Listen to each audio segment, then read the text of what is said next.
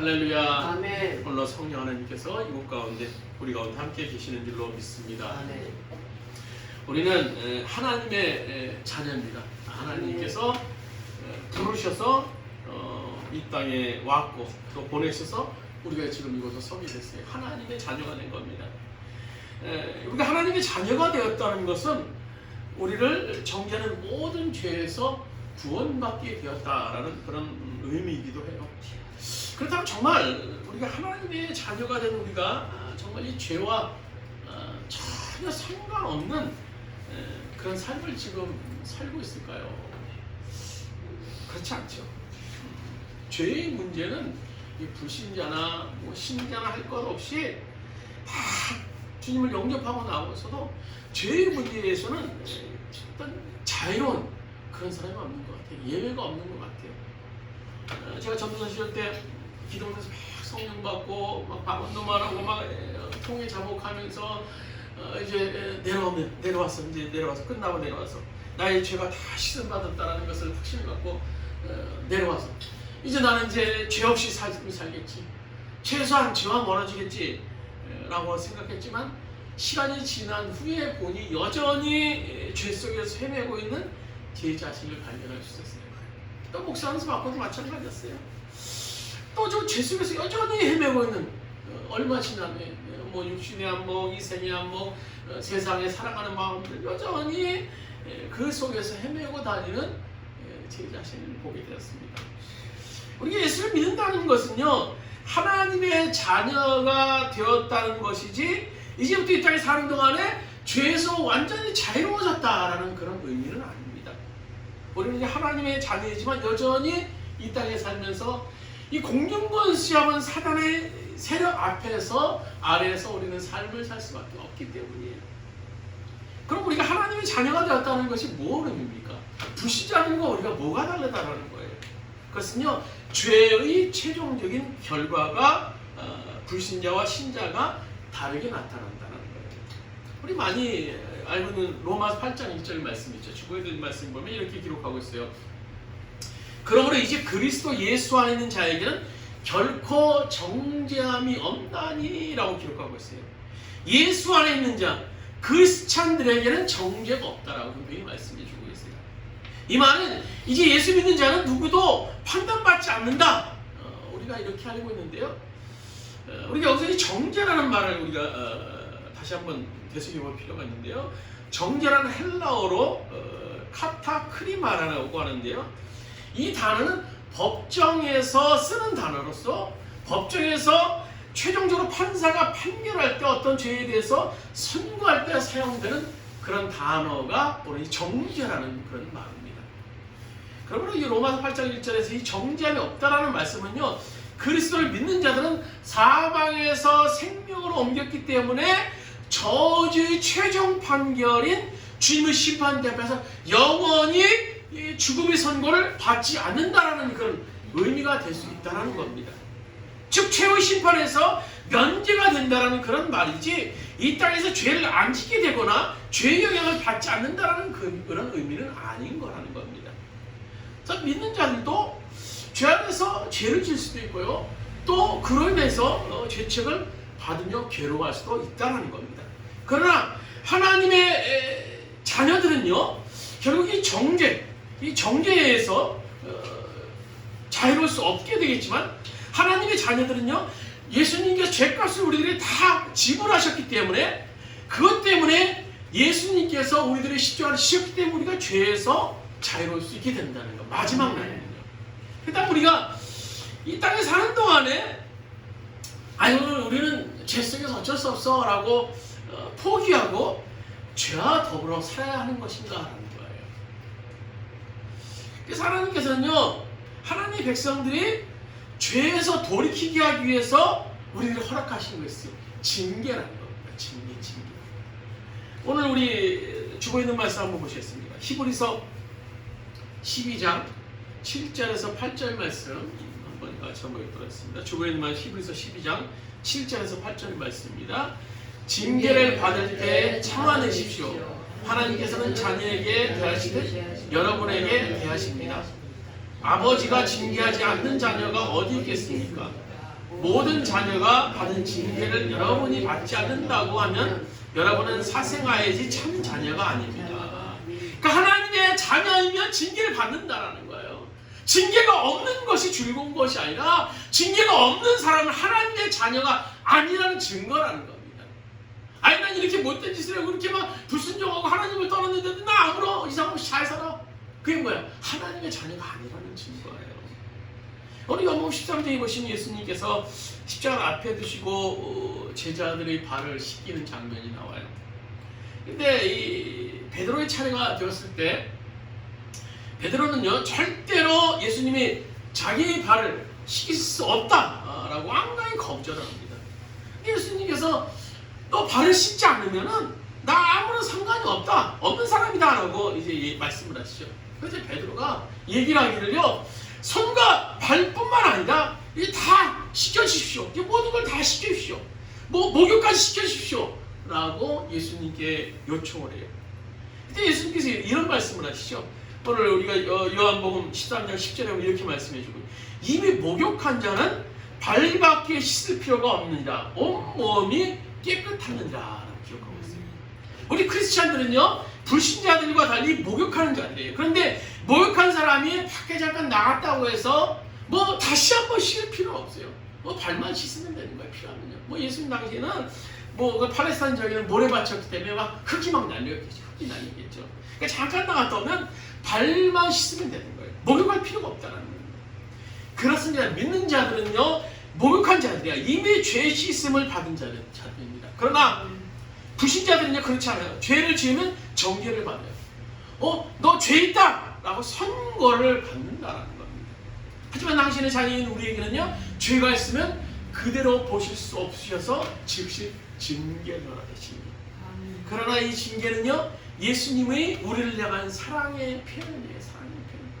돌아오라는 사랑의 표현. 돌아오라는 사랑의 표현. 오늘 유명한 무디 목사님께서 어느 여자 성도와 상담을 하게 됐어요. 그 여자 성도와 제가 아무리 범죄하고 막 못된 짓을 해도 하나님이 저를 그대로 두시네요. 그런 걸 보니까 하나님이 안 계신 것 같아요. 목사님 그렇지 않습니까? 이 얘기를 듣고 있던 무디 목사님이 부인을 지그시 바라보면서 이렇게 말해요. 부인은 지금 스스로가 크리스찬이 아니라는 사실을 증명하고 있는 것입니다. 그 말을 진짜 그 얘기를 해요. 아유 제가 교회 얼마나 열심히 다니는데요. 제 교회요 모든 일 앞장서서 하는 사람이에요. 얼마나 열심히 출석하는데요. 그래서 무디 목사님이 이렇게 말해요. 당신이 그리스도인이라면 하나님은 당신을 그 큰 죄에 대해서 그대로 놔두시지 않으셨을 것입니다. 징계는요 고통스러워요. 징계가 있다는 것은. 징계가 있다는 것은요 고통스럽지만 하나님의 자녀라는 그런 증거할 수 있는 겁니다. 그렇다면 하나님이 우리를 징계하실 때 우리는 어떻게 돼요? 빨리 돌아서야 됩니다. 빨리 돌아서야 돼요. 그래서 그것을 뭐라고? 회개라는 거예요. 우리에게 징계의 의미는요 돌아서라는 하나님의 사인의 증거예요. 그 사인을 통해서 우리가 빨리 회개의 자리에 서야 되는 겁니다. 그것이 복일 수 있는 거예요. 징계는요 그렇게 되거든요. 그러나 그렇지 않으면 어떻게 됩니까? 성경이 말씀하고 있는 것은요 회개가 없으면 돌아서지 않으면 망한다라고 얘기해 주는 거였어요. 우리 한번 누가복음 13장 3절 말씀, 우리 주부에 있는 말씀 한번 같이 한번 읽도록 하겠습니다. 너에게 이르노니 아니라 너희도 만약 회개하지 아니하면 다 이와 같이 망하리라 라고 기록하고 있어요. 오늘 누가복음 13장 말씀은요 예수님과 제자들과 여러 가지 얘기를 나누던 중에 어떤 사람이 들어와서 예수님께 얘기하는 거예요. 예수님, 빌라도가 지금 이 갈릴리 사람들을 다 학살했어요. 그리고 그 피를 제물에 섞어서 드린다고 합니다. 그런데 예수님께서는요 이런 말씀하시는 거예요. 그의 죽음은 죄가 많아서가 아니라 회개하지 않아서다라고 얘기를 하고 있어요. 그리고 오늘 우리가 13장 3절의 말씀을 하고 있는 거예요. 너에게 이르노니 너희도 만약 회개하지 않으면 다 이와 같이 망하리라. 그래도 예수님께서는요 누가복음 13장에 또 똑같은 사건에 대해서 비슷한 사건에서 얘기를 해주고 있어요. 망대를 짓는 사람 18명 사람이 다 죽었다라는 거예요. 그에 대해서 예수님께서 또 해석하시죠. 그 사람은 다 죄가 많아서 그런 거 아니야. 죄가 많아서 그런 것이 아니라 회개하지 않았기 때문이야. 그리고 13장 5절에 보면 또 똑같은 말씀을 해주고, 우리가 읽은 똑같은 말씀. 너에게 이르노니, 너에게 이르노니 아니라 너희가 만일 회개하지 않으면 다 이와 같이 망한다. 죄가 많아서 망한다라는 것이 아니에요. 죄가 커서 망한다라는 것이 아니에요. 예수님께서 말씀하시는 회개하지 않으면 망한다라는 겁니다. 회개하지 않아서 그들이 망하게 된다는 거예요. 또 예수님께서는요, 계시록 2장 5절에 회개가 없으면 촛대를 넘긴다라고 말씀해 주고 계세요. 우리 계시록 2장 5절 주변 있는 말씀 같이 한번 들어있습니다. 회개하여 처음 행위를 가지라. 만일 그리하지 아니하고 회개하지 아니하면 내가 내게 가서 내 촛대를 그 자리에서 옮기리라. 이 말씀은 에베소 교회에 대한 오늘 예수님의 책망이에요. 책망. 하나님의 신뢰를 받는 사람으로서 계속 쓰임받기 위해서는요, 회개가 중요하다는 거예요. 회개가 얼마나 중요한지 몰라요. 주님을 믿다가 사랑을 잃어버렸어요. 그리고도 여전히 회개하지 아니하면 주님께서 촛대를 옮기신다는 거예요. 교회의 영광, 또 주님께서 교회에 나타나는 성령의 역사를 옮기신다는 거예요. 주님은 그런 사람, 그런 교회를 신뢰하지 않는다라는 겁니다. 회개하지 않으면요, 회개하지 않으면. 여러분, 사랑받는다라는 것과 신뢰받는다라는 것은 분명히 차이가 있어요. 분명히 차이가 있어요. 우리 모두가 자식을 다 사랑해요. 다 사랑해요. 다 사랑합니다. 그러나 다 신뢰하지는 않아요. 신뢰하지는 않아요. 둘 중에도 똑같이 다 사랑하지만 신뢰하는 사람, 아들이 또 따로 있게 마련이에요. 자식이 따로 있게 마련이에요. 우리 모두는요, 분명히 하나님의 사랑을 받는 믿는 자녀들입니다. 그러나 하나님께서 우리 가운데 신뢰하는 사람이 있어요. 신뢰하는 사람 따로 있어요. 그 사람이 어떤 사람이? 회개하는 사람이에요. 회개하는 사람.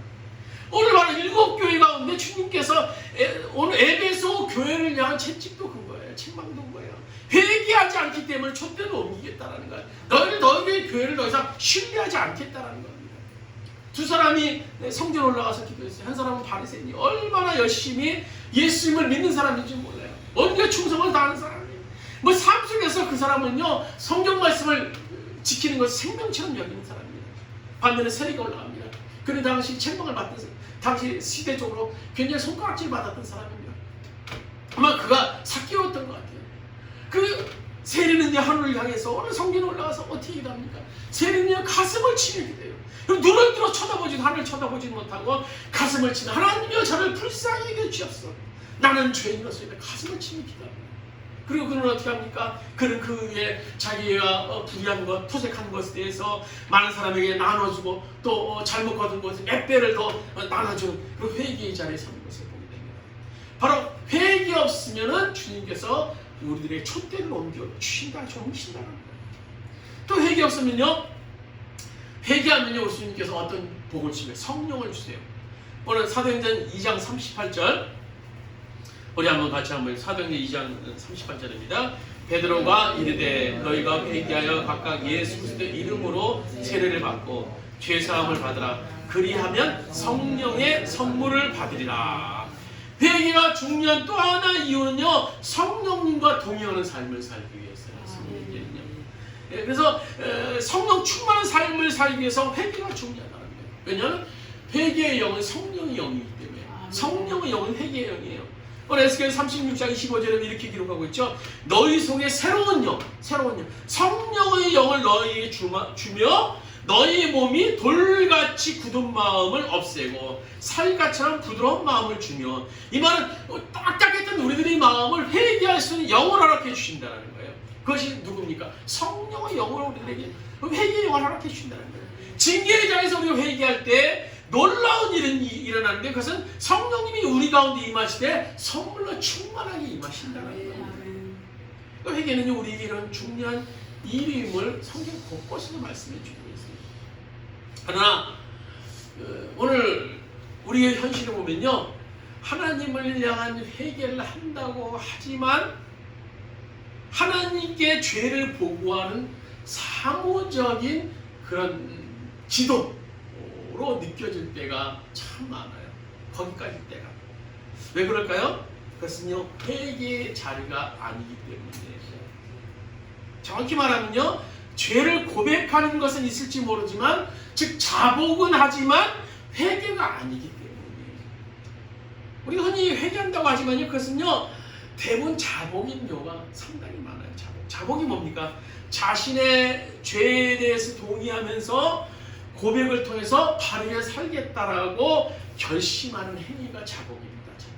주님, 이제 이렇게 죄를 졌습니다. 주님, 나 이제 새로운 삶을 살겠습니다. 고백하는 거예요. 고백하는 거예요. 이것이 엄밀히 말하면요, 약속이에요. 약속. 주님 이렇게 하겠습니다. 앞으로 이렇게 하겠습니다. 약속이에요. 그러나 회개는 뭡니까? 회개는요, 길을 바꾸는 거야. 길을 바꾸는 거. 돌아서는 것입니다.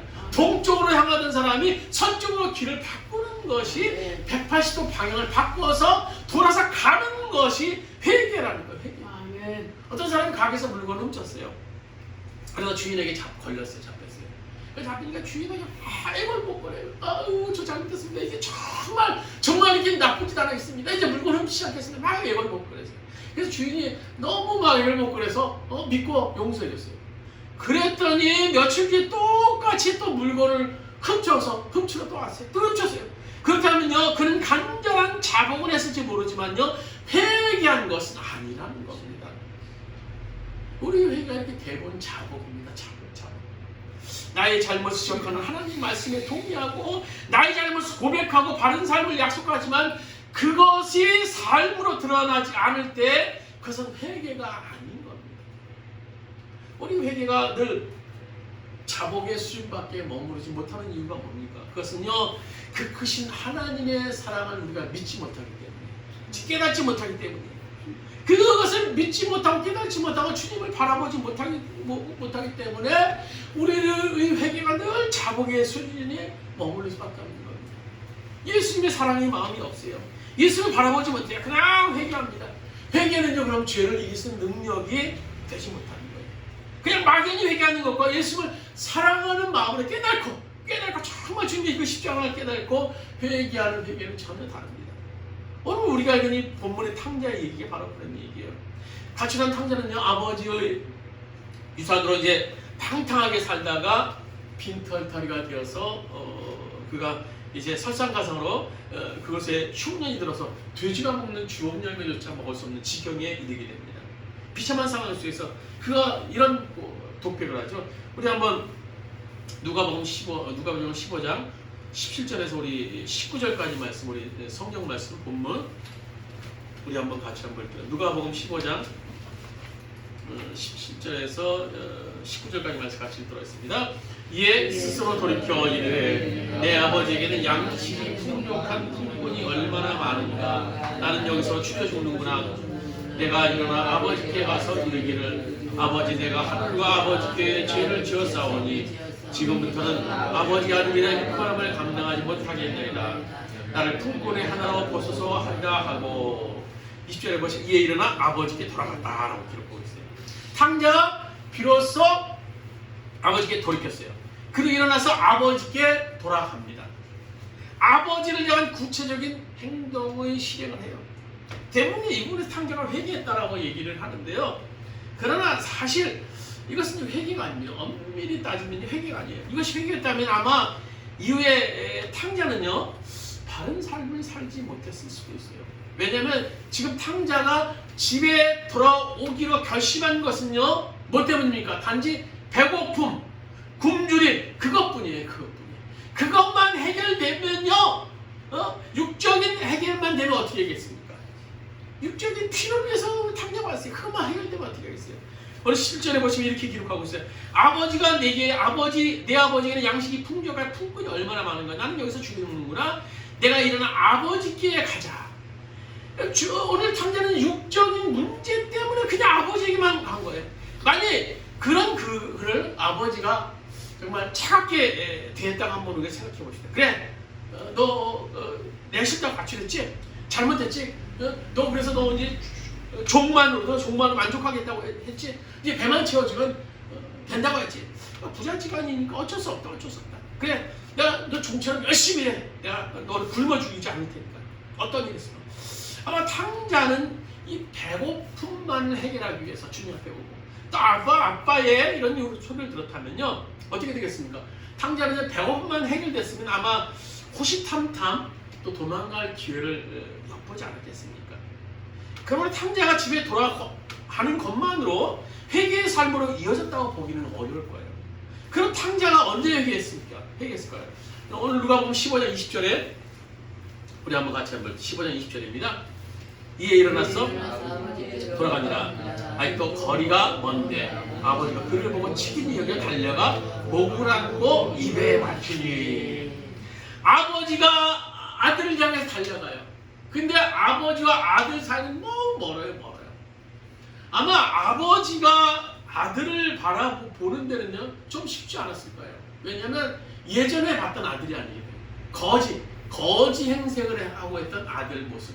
그러나 아버지는요 예전이나 지금이나 뭐 돈 많은 아버지였기 때문에 몇 년 사이에 뭐 변했겠습니까? 그대로였을 거예요. 그러나 그 변한 아들을 아버지가 먼저 보고 달려가요. 그리고 달려가서 어떻게 합니까? 막 끌어안고 정말 그 초라한 행색의 아들이지만 막 입을 맞추면서 막 그랬습니다. 그 탕자가 뭘 느꼈을까요? 아버지의 진한 사랑을 느꼈을 거예요. 아버지가 날 정말 사랑하십니다. 날 사랑하십니다. 그래서 누가복음 15장 21절에 보면 아들이 이르되 아버지 내가 하늘과 아버지께 죄를 지었사오니 지금부터는 아버지 아들이라 일컬음을 감당하지 못하겠나이다 하니. 그러니까 아버지가 어떻게 해요? 그 다음부터 종들을 불러서 좋은 옷을 입히고 손가락질 가락지를 끼우고 또 살찐 송아지를 잡고 또 이제 모든 사람을 불러 잔치를 벌려서 죽었다가 아들이 살아났습니다 라고 이제 광고를 합니다. 그래 출고합니다. 그러니까 아들은요 아버지가 밥만 주어도 족하다고 생각했어요. 자신이 큰 죄가 있었기 때문인 겁니다. 그러나 아버지는요 여전히 아들을 인정하고 자신의 모든 허물을 덮어줍니다. 이 아버지의 놀라운 사랑 앞에 아들은 진정한 회개를 할 수 있었던 거예요.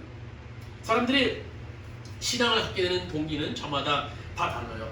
어떤 사람들은 건강을 찾기 위해서 신앙을 오고요, 신앙을 찾고요. 어떤 사람은 경제적인 이유로 등등 이유로 교회를 찾습니다만 어떤 이유로 신앙을 가지든지 탕자의 이익에서 볼 수 있듯이 나의 죄를 사해 주시고 오늘 나를 살려주시고 품어 주시고 자녀 삼으신 하나님의 사랑을 개인적으로 깨달아야만 참 회개가 가능하다는 거예요. 그 십자가의 사랑을 깨닫기 전까지는요 우리 모두는요 회개가 아니라 자복의 수준밖에 모를 수밖에 없는 겁니다. 깨닫고 우리가 그 십자가의 사랑을 의지해서 주님 앞에 나올 때 그 십자가는 우리를 자복이 아닌 진정한 회개의 자리로 이끌어줄 수 있게 되는 겁니다.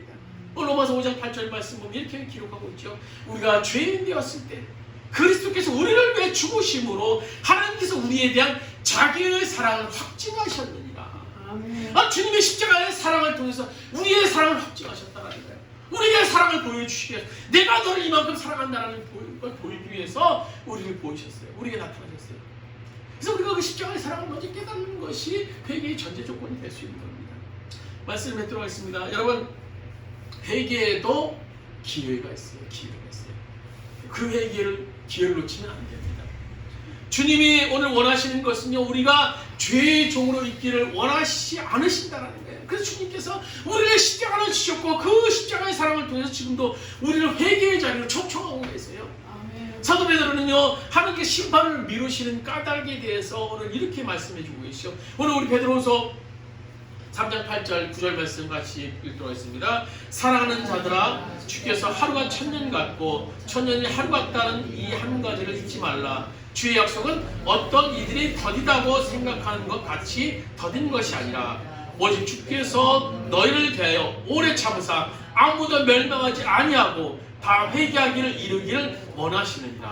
하나님께서 인류의 멸망을 미루시는 까닭, 그렇게 폐역한 죄악 가운데 있는 인류지만 여전히 미루시는 까닭, 여전히 강팍한 나, 여전히 죄악 가운데 모르고 수없이 많은 죄를 짓고 있음에도 불구하고 이 땅에서 이 시간 존재하는 이유, 그 이유가 뭡니까? 회개의 기회를 주시기 위해서라는, 회개하기 위해서라는 거예요.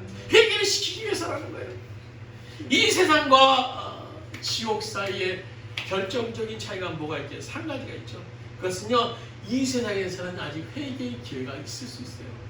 그러나 반면에 지옥은요, 회개할 수 없는 것이에요. 회개할 수 없는 것이에요.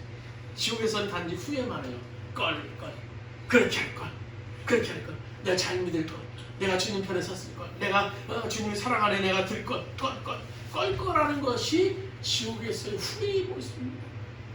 회개의 기회를 놓치지 않고 붙잡을 때 우리는 복의 길에 설 수 있게 되는 거죠. 하나님 말씀 순종했던 요나는 어떻게 했습니까? 요나가 회복해서 다시 선지자로서 온전한 삶을 살 수 있었다는 것은요, 비록 물고기 뱃속이었지만 그래서 그가 깨닫고 이것이 내가 회개할 수 있는 자리구나라는 것을 깨닫고, 그래서 온전한 회개를 했을 때, 회개의 기회를 놓치지 않았을 때, 오늘 요나는 뱃속에서 나와서 하나님의 사명을 감당하는, 회개의 자리에 섰을 때 하나님의 사명을 감당하는 놀라운 역사, 또 그를 통해서 느리의 성이 오늘 변화받는, 회개받는 놀라운 역사를 감당할 수 있다는 것입니다. 오늘 우리가 자복 말고 회개를 통해서 회복을 경험할 수 있는 우리 모두가 되길 바랍니다. 주님 앞에 나와서 기회했을 때 온전히 주님의 사랑을 깨닫고 그 주님의 사랑을 통해서 오늘도 회개의 자리의 성을 통해서 오늘로 징계의 자리에서 회복을 경험할 수 있는 우리 모두가 되기를 주님의 이름으로 축원드립니다.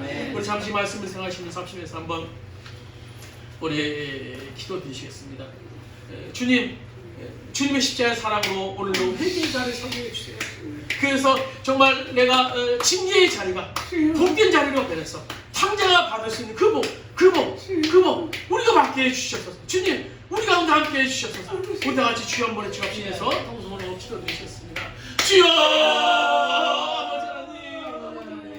아버지 하나님, 우리도 회개의 자리에 서게 합니다. 아버지여, 탕자가 받는 우리도 복을 받게 원합니다. 징계의 자리에서 깨닫기를 원합니다. 징계의 자리에서 깨닫기를 원합니다. 물론 깨달 수 있는 회개의 영을 우리를 하여 주시옵소서. 아버지, 우리는 우들합니다. 일어납니다. 징계의 자리에서 여전히 우리는 아버지 내가 잘난 것처럼 아버지 아버지 내가 이렇게 잘 살는데도 내가 이렇게 잘 살는데 주님이 나를 징계하지 않아. 그래서 하나님의 세상자라고 말씀해주고 있습니다. 하나님의 자녀가 아니라고 말씀해주십니다. 사랑하는 자에게는 징계하지 않습니다. 사랑하는 자에게 천징이라고 말씀해주십니다. 오늘 그 징계의 자리 앞에 감사하시고 회복을 전에 설 수 있도록 주님이 도와여 주십시오. 아버지 그 전에 주님을 바라볼 수 있도록 도와여 주십시오. 주님의 사랑을 깨닫기를 원합니다. 주님의 십자가의 사랑을 깨닫기를 원합니다. 나를 위해 주님의 십자가의 사랑을 깨닫습니다. 여전히 나를 사랑하시는 것이십니다. 주님 앞에 서게 하여 주시옵소서. 주님 앞에 서게 하여 주시옵소서. 주님 인도하여 주시옵소서. 주님 인도하여 주시옵소서. 아버지 주님 인도하여 주시옵소서.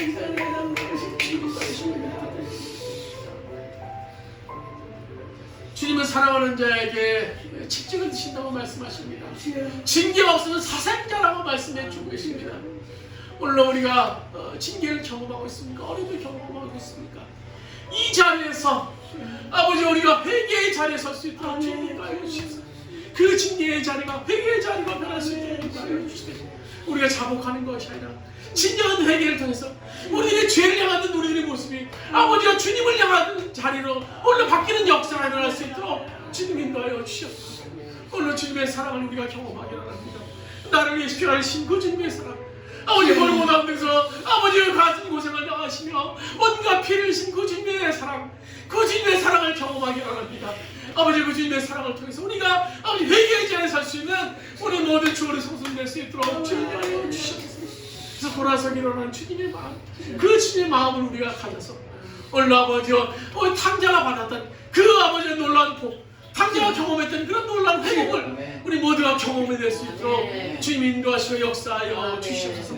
이제는 우리 주 예수 그리스도의 은혜와 하나님 아버지의 원하신 사랑하심과 보혜사 성령님의 감화 감동 내 교통하시는 은총이 오늘 징계의 자리에서 겸손히 아버지 우리에게 임하신 회개의 영을 통해서 아버지 성령의 영을 통해서 회개함을 통해서 오늘 주님이 주시는 그런 놀라운 복을 받기 원하는 우리 모든 성도들 머리 위에 그의 가정과 사업장과 직장 이 땅의 모든 교회 이제부터 함께 하시기를 간절히 축원하옵나이다.